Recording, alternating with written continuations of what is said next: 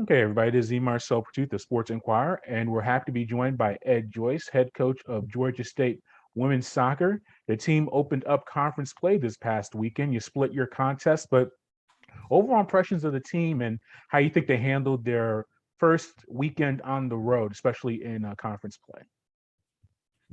I thought we started really well. I mean, obviously going to Louisiana's, the humidity and the heat and an afternoon kickoff at 3 o'clock was presented some challenges, but I thought the girls did a good job getting 3 points to start off the weekend well. Obviously seeing Fugel score twice as well and Jimena get back on the board was really positive moving into the rest of conference play. Sunday, we just weren't really at our best, to be honest. Still felt we had enough to potentially get the win, but conceded just a bit of a tough goal at the end there and lost the points there. So yeah, you started off with that 3-1 victory on September 16th at Louisiana. You fell behind 1-0 early in that contest, but were able to rebound. You mentioned Brooklyn with that goal off of Maddie Johnson. I guess her shot was saved and she got the deflection. And how big of a boost was that for you to get that goal later on in the first half to make it 1-1? that was good. I mean, it's anytime you go down 1-0 early, you get a little concerned, but I mean, we've shown a bit of resilience as a group over the course of the season, so we felt okay about it. Seeing Maddie obviously put the ball in a dangerous place, and Brooklyn did a great job of filling the space and getting something on the end of it. So I mean, it's probably a true striker's goal that she scored, and I think it settled everybody down and allowed us to kind of kick on the rest of the 90 minutes. Yeah, the Jimena had one of the better individual goals that we've seen so far this year for you in the 60th minute to make the score 2-1. That put her in a tie for fifth all time in the actually the eighth career game winning goal, which is tied for fifth all time. What about that goal for her? You mentioned that you wanted to get her going. What did that effort show? Her being able to find the back of the net. It just shows what she is, and she's a special player that can do things that others can't. So I mean, she picked up the ball, and I think even herself, she hoped or felt that she should have hit it earlier, and so did we. But when you do things positively and you're kind of confident in the movements that you make, sometimes the game rewards you, and I felt like it did at that point. So really excited for her. Felt like she deserved that for the effort she's had for us, and it kicked us on the right direction. Yeah, and Bree Barley got her first career assist on Brooklyn's second goal of the contest in the 87th minute. She had a nice cross into the penalty area, and Brooklyn was able to put it in. What about that goal and one other player finding their way into the books as far as an assist for Bree?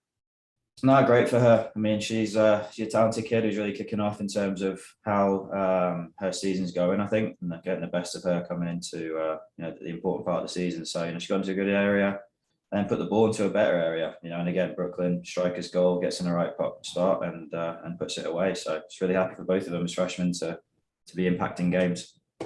Yeah, and you mentioned that unbeaten streak, your 6-game unbeaten streak ended at Texas State 1-0 on September 19th.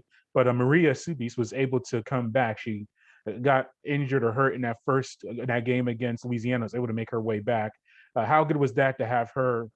I know you played 3 goalkeepers, I think, so far this year. I think 4 maybe. But what was it like having her back on the pitch and being able to contribute for you? I mean, anytime you get a head or neck injury, it's a little scary, and obviously she just kind of got jarred in an awkward fashion against Louisiana. So to get her back, she told me she could have played honestly at halftime, and we chose not to, given again the gravity of where the injury occurred, and just honestly wasn't confident that she was okay yet. So, but she's great. She played on Sunday, and probably didn't have her best game by her own standards, but to get her back in the flow of things is important moving forward. Were you able to enjoy the sights of Lafayette, Louisiana, or did you go to Austin or anywhere in Texas to at least get away from the team a little, get away from the soccer a little bit? We went to Austin, Okay. walked around the capital and stuff like that. Lafayette, we didn't have a whole lot of time in. We flew out early Friday morning, but walked around Austin, saw some stuff there. So that was a good break from kind of monotony of travel. Yeah, and now you have Louisiana Monroe at home on the 23rd and Appalachian State on the 26th. Let's stick to Monroe. They lead the conference in shots attempted, also goals against average. So they are off to a very good start. What about that team? When you face a team that likes to get the ball onto the net, but also doesn't concede many chances. So what about Monroe and what you've seen from them? Yeah, they've scored a lot of goals. I think it's one of those where they've scored a lot, and conceded a lot. They play a lot of teams that we don't know a lot about based on geography. They played a lot of local teams to them in kind of Louisiana, Mississippi kind of area that we don't really get to, being where we are. So I mean, knowing the level of competition is difficult. But what we seen on video, they're a good team. They can move the ball around pretty well.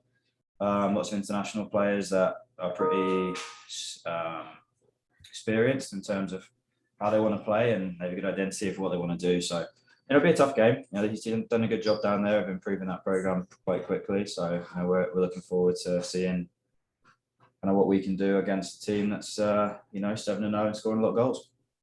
Yeah, and this is also your conference home opener in the new facility. What will it be like now? I'm sure you traveled around, you've seen all these facilities, put things on campus, and now you have one. It's not on campus, but it's pretty close to on campus as you can for Georgia State. What's that going to be like for you and the team to host a conference game at home in the new facility? I think it'll be cool. We'll see. I mean, it's another game, really. I mean, we had Mercer and Kennesaw at home already, which a lot of local away fans as well made that pretty cool atmosphere. So we'll see. I mean, it's nice to have the first one at home come when it came. Straight after a loss. I think it's important to get yourself steadied and try and get a good result on Thursday. So that'll be the goal, to treat it like another game and hopefully get a good performance from the group. Well, Ed, thank you for your time. We greatly appreciate it, and good luck this weekend. Thank you very much.